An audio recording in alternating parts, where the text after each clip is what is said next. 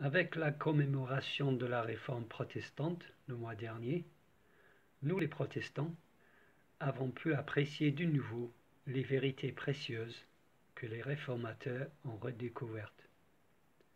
Une de ces vérités est le principe de sola scriptura, les Écritures seules. La Bible seule est l'autorité finale pour tout protestant. Non pas la Bible plus la tradition de l'Église, ou la Bible plus le pape, mais la Bible seule est l'autorité finale. Mais les catholiques ont toujours critiqué cette position. Le Concile de Trente condamne les chrétiens qui prétendent lire et comprendre les Écritures seules sans l'autorité de l'Église catholique. Lorsque la première session du Concile, en 1545, la première décision a été de traiter du sujet de l'autorité, et justement, le Concile a décrété que les Écritures et la tradition de l'Église sont d'autorité égale. Les Écritures et la tradition de l'Église sont d'autorité égale.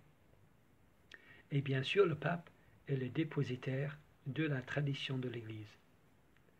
C'est par exemple comme cela que l'Église catholique a défini les dogmes antibibliques qui sont l'infaillibilité pontificale en 1870 et aussi l'Assomption de Marie en 1950. Mais avec le pape François, cette idée de tradition de l'Église commence à tourner au fiasco, car François chamboule tout. François chamboule tout. Récemment, François a fait une homélie et ce qu'il a dit était loin de la tradition de l'Église catholique. Lors de son discours pour marquer le 25e anniversaire du catéchisme de l'Église catholique, François a condamné la peine de mort. Le catéchisme de l'Église catholique avait laissé ouverte la possibilité pour un État de pratiquer la peine de mort. François ferme cette porte. Il dit que la peine de mort est, et je cite, « contraire à l'Évangile ». Pour François donc, la peine de mort est contraire à l'Évangile. Or, nous savons que les papes, dans l'histoire, ont cru le contraire de ce que dit François aujourd'hui.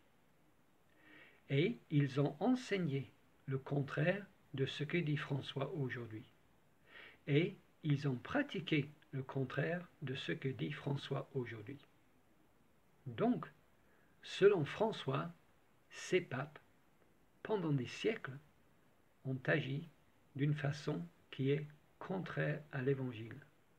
Ces papes, pendant des siècles, ont agi d'une façon qui est contraire à l'Évangile selon François.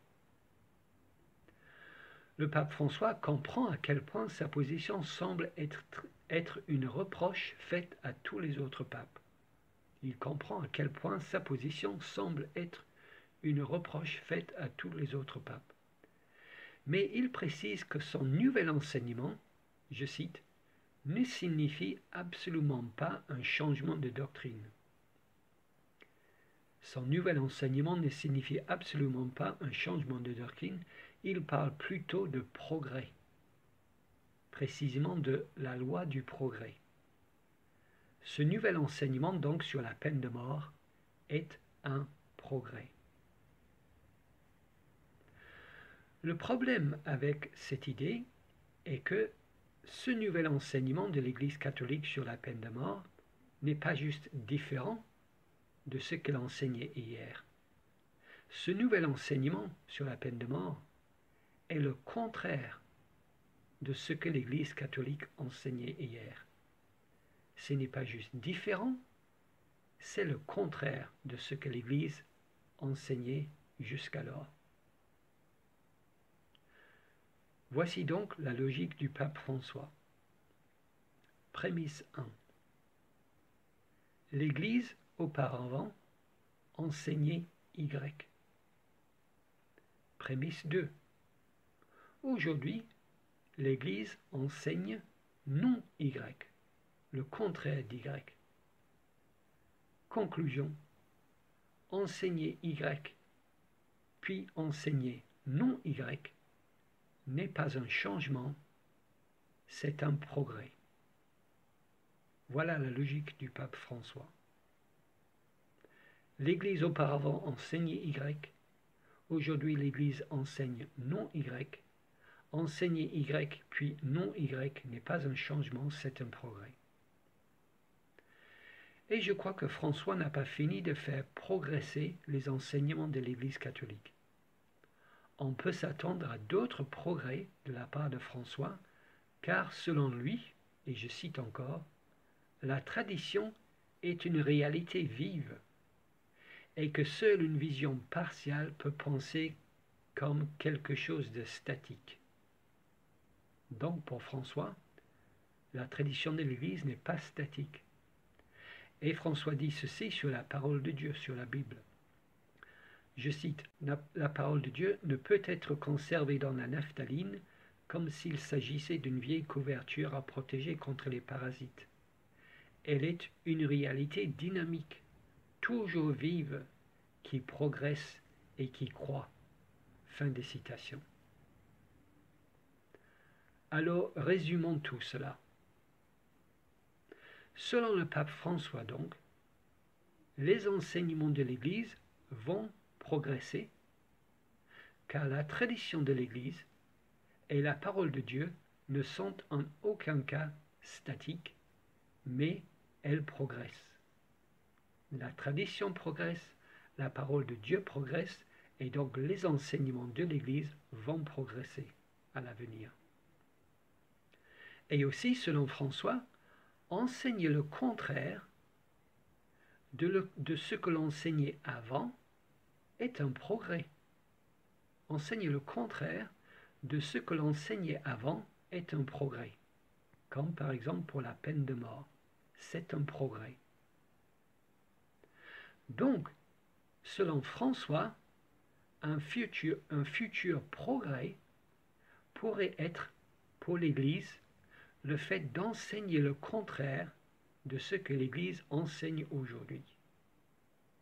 Si nous suivons la logique de François, un futur progrès pour l'Église pourrait être qu'elle enseigne le contraire de ce qu'elle enseigne aujourd'hui.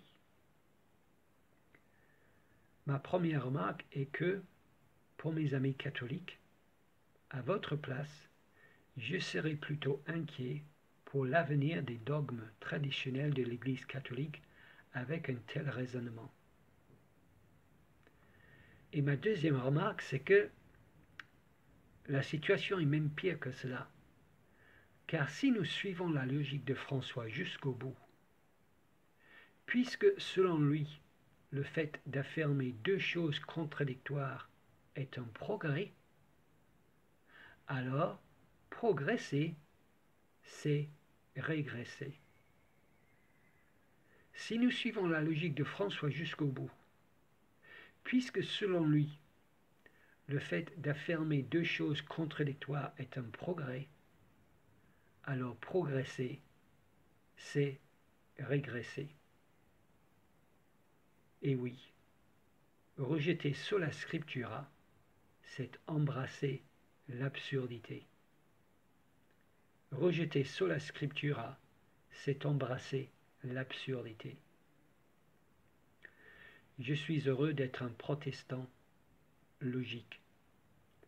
La Bible seule est mon autorité finale, et elle n'affirme pas aujourd'hui le contraire de ce qu'elle affirmait hier, et elle n'affirmera pas demain le contraire de ce qu'elle affirme aujourd'hui.